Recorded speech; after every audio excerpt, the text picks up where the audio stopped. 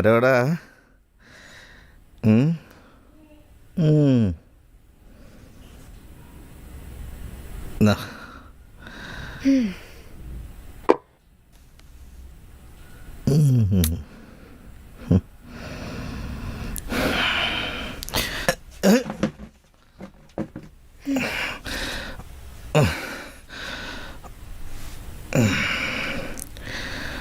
പരീക്ഷയ്ക്ക് തുടങ്ങില്ലേ? ഇനി എന്ത് പരീക്ഷ? റിസൾട്ട് വരാറായി. നന്നായിട്ട് എഴുതിയിട്ടില്ലേ? പാസ്സാവോ? എപ്പോഴും പോണോണ്ടുള്ള കളിയാണല്ലോ.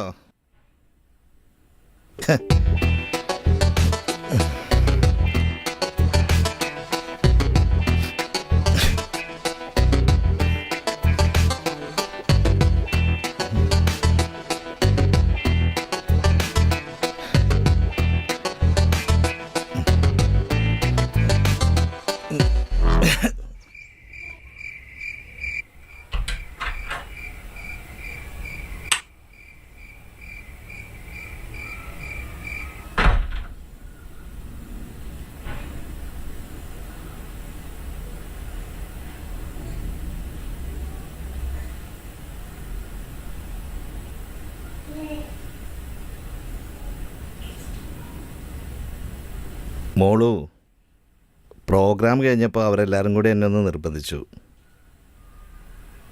ഞാൻ മാത്രം എങ്ങനെയാടോ പച്ചയ്ക്ക് നിൽക്കുക? അതുകൊണ്ട് കുറച്ച് കഴിച്ചു. നിന്നാണ് സത്യം.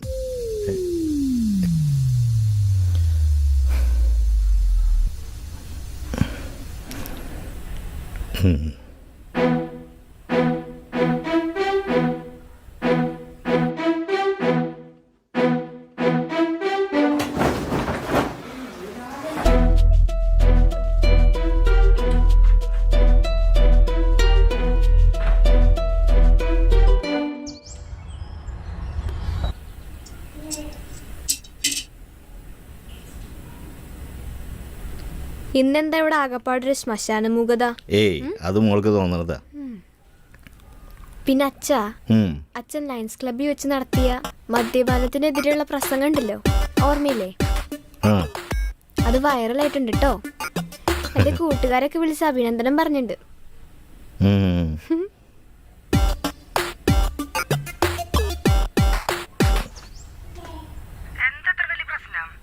എൻ്റെ തലയിൽ കൈവച്ച് സത്യം ചെയ്തു പോയ മനുഷ്യനാ ഇനി കുടിക്കില്ലാന്ന്. നിനക്ക് അങ്ങോട്ട് മിണ്ടിയാലെന്താ? പിന്നെ അവൾക്ക് മാത്രമല്ലേ വാശിയുള്ളൂ, എനിക്ക് വാശിയില്ലേ? എടാ, ഞാൻ വല്ലപ്പോഴല്ലേ മദ്യപിക്കാറുള്ളൂ, അത് നിനക്കറിയാവുന്നതല്ലേ. എനിക്കിനി വയ്യ മായ, മതിയായി. ഞാൻ പരമാവധി ക്ഷമിച്ചു.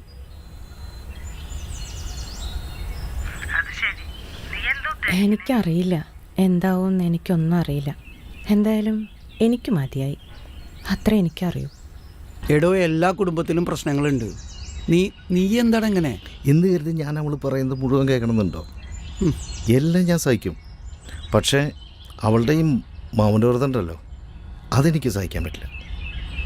ഒരു കാര്യം ഞാൻ ഉറപ്പ് തരുന്നു, ഇനി മദ്യപാനം അതില്ല. ഞാൻ നിർത്തി. അപ്പോൾ നമുക്ക് കാണാം.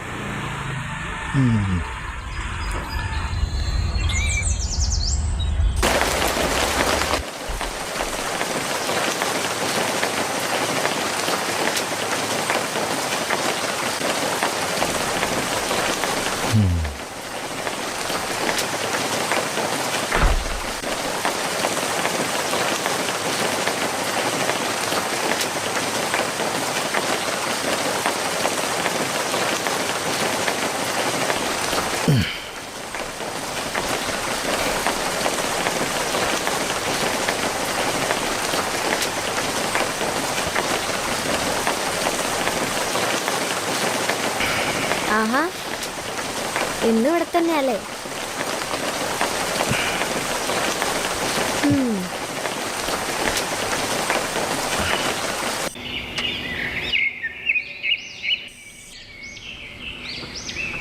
പിണക്കൊക്കെ മാറിയോ?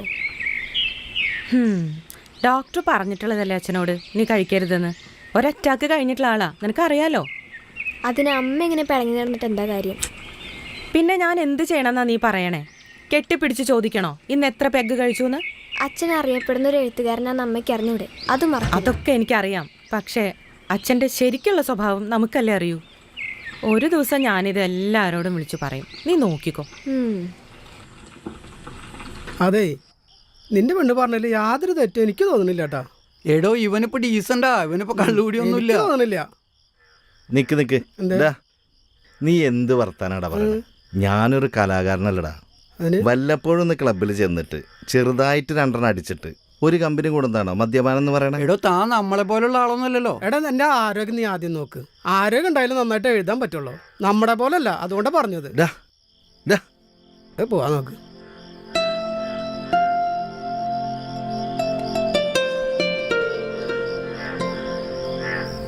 എനിക്ക് പറ്റുന്നില്ല മായ, ഇത്രയും ദിവസമൊക്കെ പിണങ്ങുന്നത് ആദ്യമായിട്ടാ. പക്ഷെ ഞാനായിട്ട് പിണക്കം മാറ്റാന്ന് പറഞ്ഞാ അത് കീഴടങ്ങുന്നതിന് തുല്യല്ലേ? ആ, എന്തെങ്കിലുമൊക്കെ ഒന്ന് നോക്കണം. ഓക്കെ.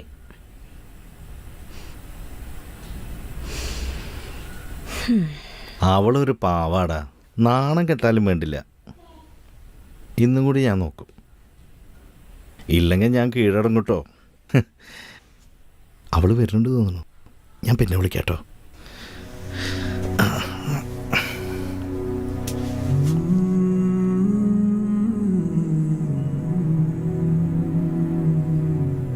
ഇനി കിടപ്പ് ഇവിടെ തന്നെ ആയിക്കോട്ടെ കേട്ടോ.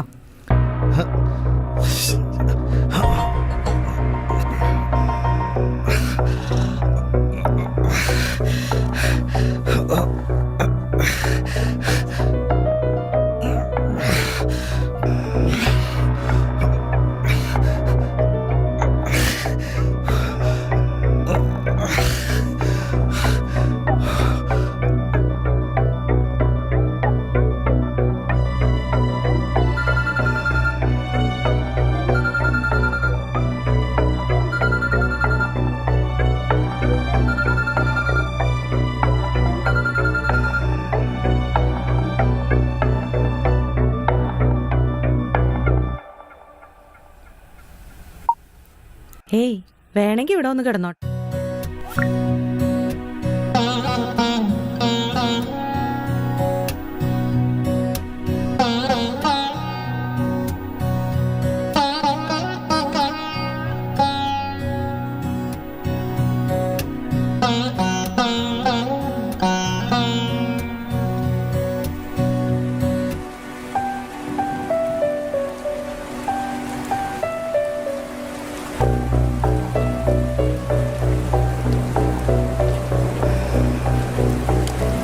ഇഷ്ടക്കൂടുതലുകൊണ്ടല്ലേ ഞാൻ പിണങ്ങിയത്.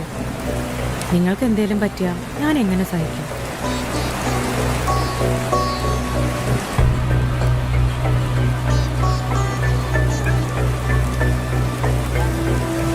മതി പിണങ്ങിയത്, ഇത് കൂടുതൽ എനിക്ക് വയ്യാട്ടോ. ഏയ് ഏയ്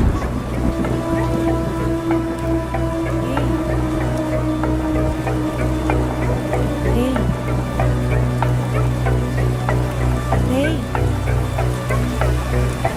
ഹേയ്